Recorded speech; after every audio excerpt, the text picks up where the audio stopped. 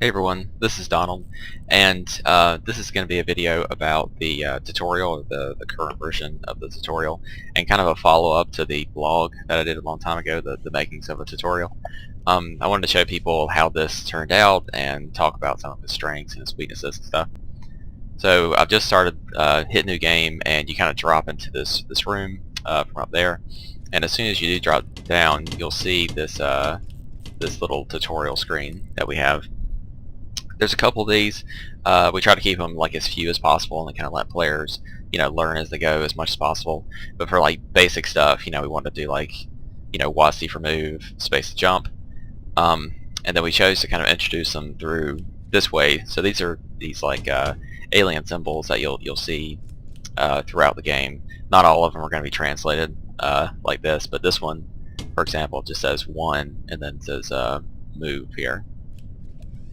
We thought it was kind of a interesting way to introduce things that we had to, while also keeping within the fiction stuff. This one is, look, and it actually tells you about the free camera if you want to use that. So here's kind of the first important scene that you come to.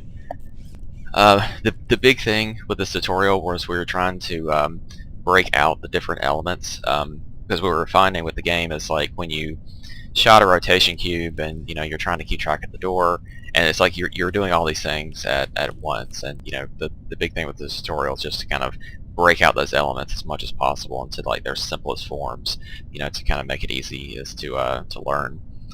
So you'll see a couple of these scenes here in the tutorial, and the big thing with this is just to have the player make the association between the green cube and the green light above the door. So there's nothing really to do right here, but you can just see doors open, green light, big green rotating cube. You don't have the gun or anything yet.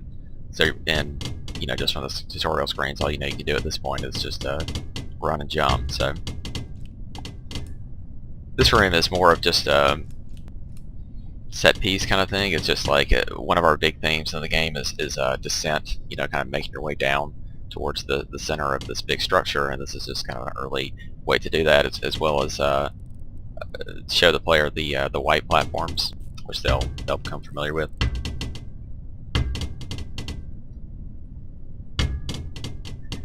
So the first room is green room. Second room here you see is a purple room. And again, like once you come to the end of this like snaky path, it's another one of these scenes. Like very simple, and I still really like this idea of just like not having a lot to interact with, but you can see how these elements and kind of start to piece together in your mind how these elements are related to each other. And I think it's also pretty just atmospheric. Like you can kind of take some time to just kind of observe these things before you actually use them. And also because you've seen 2 of them now, you may start to notice the differences, not just in color, but in the way that they behave. So you can see that the particle beam here kind of goes through a different axis than the other before. They're rotating on different axes. This is the X, the green was the Y. And then you actually move into your puzzle room here. So when I stand on this moving platform, you get one of the few cutscenes in the game. It's where we just like show the overall room, and then we show the door, kind of close-up shot of the door just to let the player know where it is. And it's up here on the ceiling here, and it's closed and the lights off, and hopefully players will, because they've seen 2 doors that are open with lights on, they think hopefully they'll realize that the purple cube is connected to the door, that they'll see that they need to do something in this room. There's not much you can do here. You can kind of walk around this place. There is a computer that you can interact with that you kind of have to, and that's how we introduce these into the game. But this is kind of the first and really one of the bigger problems I have with this tutorial is this platform here with these giant rails around it. You really you're not going to see this at any other point in the game, and it's so obvious that we're just trying to gate you. Like we don't want you to jump off of this platform, right? Whereas in any other gameplay situation in the game, like it's it's fine to jump off a platform because you can use the mechanic to get back on top of the platform if you need to, or whatever. But here, it's like very obvious that we do not want you to leave this thing, and it's just heavy-handed, you know, in my opinion. So this is something that we'll definitely work on, and to change this probably means changing this kind of whole structure of this room that we have going on here, but I think that'll be fine too. The other option is, so we have moving platforms in the game that can just kind of, you know, once they're activated, can take you from the ground to, you know, they just move on an axis. So that is an option. You know, if you could have the option to jump down there and then take one of these moving platforms back up, and we talked about it. But you know, it's one of those things where it's like it is its own mechanic, and you know, I'd rather have it introduced like further into the game, and you know, and again, it's like you just don't want to overload the player, like kind of right at the start here. But anyways, come into this room. There's, you know, really nothing you can do except for interact with this computer. So that's what we'll do. And then that's just some temporary text and stuff. But anyways, once you use the computer, it kind of teleports you to this, what is supposed to be represented as like a virtual type space. You know, like this is Bob has kind of interacted with the computer, interface with it, and it has kind of loaded up this, like essentially like construct program. Now in this, you know, we have a similar situation where you have yeah, this black platform in the middle.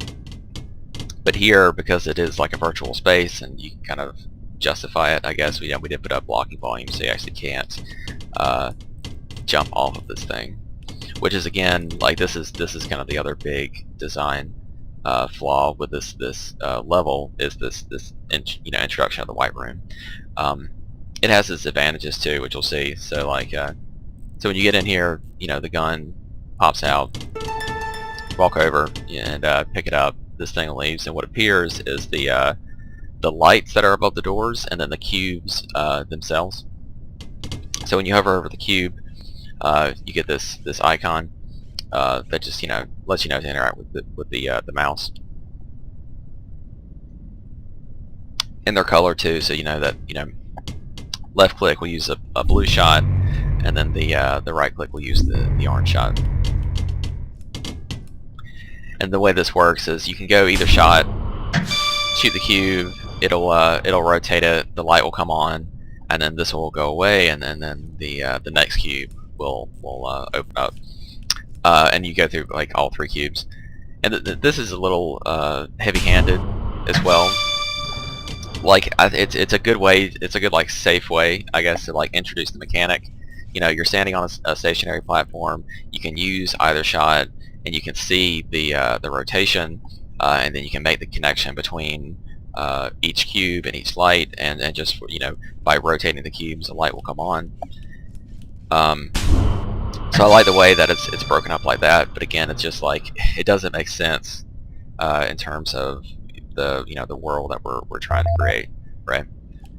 So once you get through all three of them, you come back to the main room where you're standing in front of the computer. You have the gun magically, and it's pointed you towards the rotation cube that's in this room. But instead of seeing the mouse icon like you did in the kind of tutorial space, now you're seeing the arrows. You know, each arrow is pointing in a different direction. You see the blue arrow, you see the orange arrow, so you should make the connection between the blue and orange shot. So now, you know, just basic ideas, or hopefully you should kind of make the connection between that, the door, the light, that, you know, you want to rotate the room to turn on the light, and then when that comes on, you activate the door. And hopefully you still remember that cutscene from when you first came in this room. So like the cutscene before, even though I thought even though I think it is again like a little heavy-handed, it doesn't like it doesn't feel as bad to me, because you have that gap, because you see the cutscene and you see the situation, and then you go through this other bit of gameplay in the white room, and then when you come back to it, you just kind of have to, you know, remember on your own, right? So that's how I don't mind the cutscene. Again, that's probably something that's going to be changed. Like, I feel like this is our like first stab at the tutorial, and I think we did a lot of good here. But there's going to be like some big changes, I think, to as we move forward. So here, very simple. Like, you can go either direction right away. We thought about limiting your shots, like, when you first find the gun, you only have the blue shot or you only have the orange or whatever. But we wanted just to, like, from the beginning, like, you have your tool set, and we're not like artificially limiting you in any way. So you can go blue shot or orange shot here. This is pretty simple. Just like one blue shot, one left click will solve it. The sound goes off, the door opens up, the bridge comes out. And this is like, should be fairly obvious of like, this is where you should go, and that's kind of the basic idea of what you want to do, like, for the rest of the game is use the rotation cubes to rotate the room, to get the door in the right spot, to get all the lights to come on, to get the door to open. I think it's pretty good. It's fairly obvious, I think it's definitely, when we were at E3 and just watching people play, which is what is now kind of the first level, like after you play the tutorial, we watched a lot of people struggle with that concept of just like getting the door in the right spot, and that's tied a lot to the mechanic. It's just it's just a kind of a discombobulating mechanic, and but I think this tutorial does go a long way in teaching that concept. I also think it's good. I do like really like the atmosphere in this level. It's pretty dark and it's just kind of moody. And this is something that we're still kind of trying to nail down and figure out exactly how we want that to be. But I think it's a good, it's just a good representation of the atmosphere that we're gonna be going forward with. I think it's got a lot of good effects and stuff in it.